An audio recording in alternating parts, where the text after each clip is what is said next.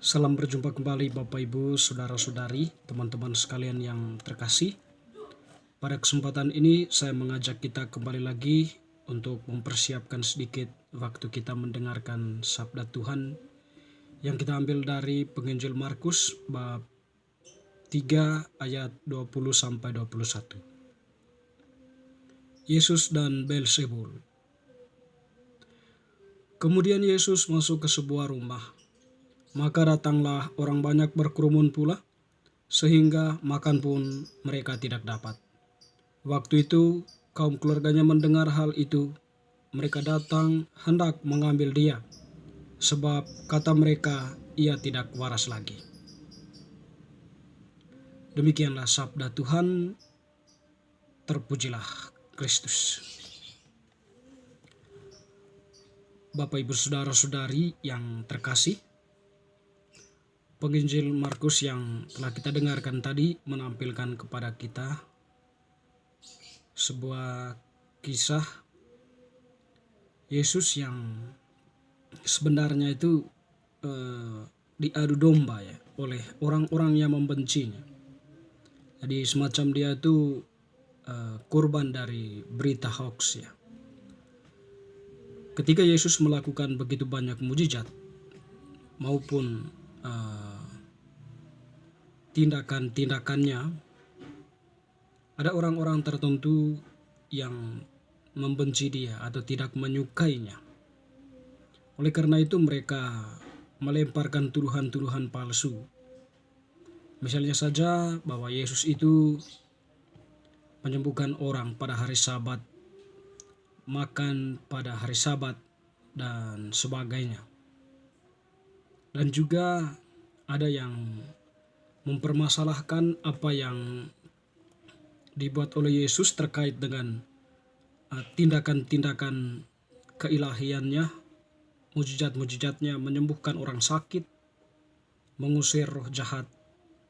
Jadi ada yang mempelintir fenomena tersebut dengan mengatakan bahwa Yesus itu melakukan tindakan mujizatnya itu dengan kekuatan roh jahat ya, atau Beelzebul. Tentu dalam peristiwa ini atau berita ini ada begitu banyak orang yang kemudian berusaha untuk mengambil Yesus dari peristiwa itu, atau mungkin lebih tepatnya dikatakan bahwa mengajak Yesus untuk kembali ke rumahnya. Di sini dikatakan tadi kaum keluarganya. Ya, kaum keluarganya datang lalu kemudian memberikan penilaian kepada Yesus bahwa dia tidak waras lagi. Oleh karena itu mereka datang untuk hendak mengambil dia, ya, mengajak dia kembali ke rumahnya. Ya, dalam peristiwa tersebut ya memberikan kepada kita bagaimana orang itu tidak kritis ya dalam mengklarifikasi sebuah masalah. Jadi atau dalam menilai sebuah masalah, sebuah persoalan atau sebuah berita, sebuah informasi. Tetapi menelannya bulat-bulat sebagai sebuah berita yang benar, yang pasti. Sehingga tindakan-tindakan seperti itu ya bisa jadi keluar karena mereka percaya sungguh pada hoax itu atau berita tersebut. Yesus di sini ya salah satu kurbannya. Dan tentunya dalam atau berhadapan dengan situasi tersebut, berhadapan dengan berita-berita itu, Yesus sendiri tentunya tidak ambil pusing sebenarnya dengan hal seperti itu. Kalau kita mendengar kelanjutan kisah dari bacaan kitab suci Injil tadi, Injil Markus itu, ketika orang menuduh Yesus sebagai orang atau bagian dari kekuatan Beelzebul atau mengambil bagian dalam kekuatan Beelzebul, Yesus tentu di sini memberikan sebuah pembelaan diri ya, dalam arti itu bahwa kalau seandainya roh jahat melawan roh jahat atau Beelzebul melawan rajanya atau roh jahat yang lain melawan ketuanya, ya tentu akan terjadi sebuah pemberontakan di dalamnya, terjadi sebuah situasi kaos di dalamnya. Oleh karena itu Yesus mengatakan atau mengedepankan bahwa fenomena mujizat yang terjadi itu ya benar-benar Allah lah yang berkarya di sana, bukan manusia atau bukan kekuatan roh jahat sebagaimana yang ditampilkan tadi oleh uh, orang-orang tadi yang membenci Yesus itu.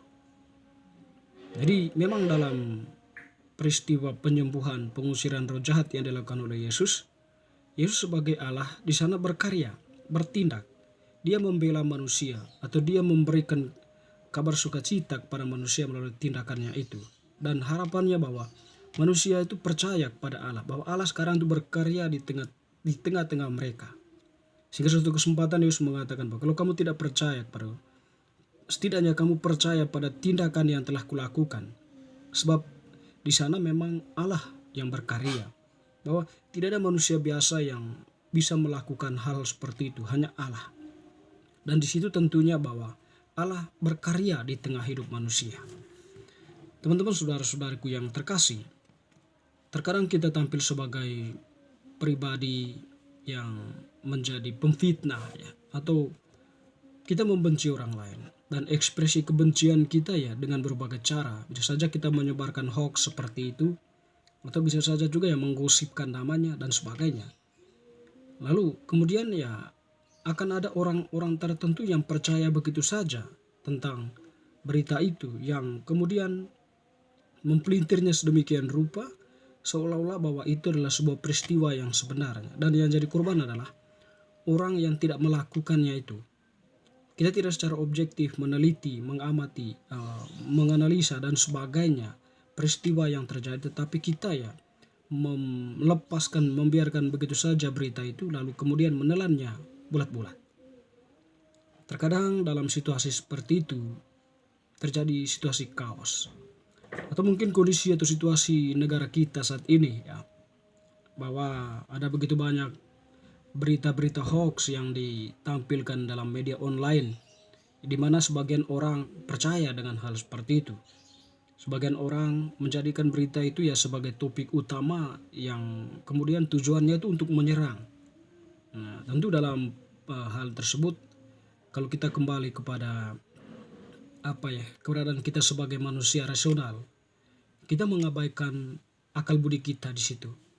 Kita tidak memanfaatkan kekuatan kritis kita atau sifat dari rasionalitas kita ya, diri kita yang rasional ya, sebagai pribadi yang kritis, lalu kemudian pribadi yang selektif. Kita menelannya bulat-bulat, kita menutup fungsi dari otak kita, akal budi kita, sehingga yang dikedepankan di sana tentunya adalah kebencian, nafsu, untuk menjatuhkan sesama kita. Hal seperti ini ya, sebagai orang yang percaya kepada Yesus, tidaklah dibenarkan oleh Yesus sendiri, tidaklah dibenarkan oleh Allah. Sebab berita-berita itu merupakan berita yang memang menghancurkan sesama. Allah atau Yesus mengajarkan kasih kepada kita. Dan tentunya kasih lebih radikal lagi, dia mengatakan mengasihi musuh. Dengan demikian tidak ada ruang di sana untuk membenci sesama manusia. Yang ada adalah tindakan kita yang berusaha untuk menjunjung tinggi nilai hidup, menjunjung tinggi persaudaraan, sehingga terciptalah apa yang kita sebut dengan situasi perdamaian. Situasi di mana kita hidup berdampingan sebagai saudara. Lebih dari itu, bahwa kesadaran iman kita terungkap di sana, bahwa kita mempunyai kesadaran kita ini diciptakan oleh Allah sendiri, di mana Allah menghendaki kita untuk hidup dalam satu keluarga besar, keluarga manusia, di mana kita diajaknya untuk saling menghormati satu terhadap yang lain. Berkaitan dengan kehadiran sesama kita, ada seorang filsuf mengatakan bahwa kehadiran yang lain itu adalah kehadiran wajah, nilai. Dia menampilkan nilai kemanusiaan di sana. Dan oleh karena itu, kalau kita menerima dia sebagai diri kita, maka itu artinya bahwa kita menerima kemanusiaan kita. Tetapi kalau kita membenci orang lain, itu sama artinya bahwa kita membenci diri kita sendiri.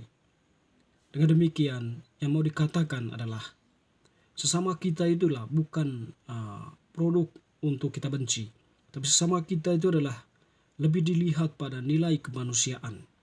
Oleh karena itu, tidak ada ruang kebencian sebenarnya. Kesuksesan, prestasi yang dialami oleh saudara-saudara kita, ya kita hargai itu sebagai buah dari perjuangannya. Bukan sebaliknya bahwa kita kemudian membencinya dengan memproduksi berbagai berita-berita hoax yang kemudian dijadikan sebagai topik utama pembicaraan. Teman-teman saudara-saudaraku yang terkasih, pada kesempatan ini Tuhan mengajak kita untuk setidaknya tetap berada pada posisi kita sebagai umat beriman dan menggerakkan rasionalitas kita kepada jalan yang benar. Semoga bacaan hari ini semakin meneguhkan iman kita. Amin.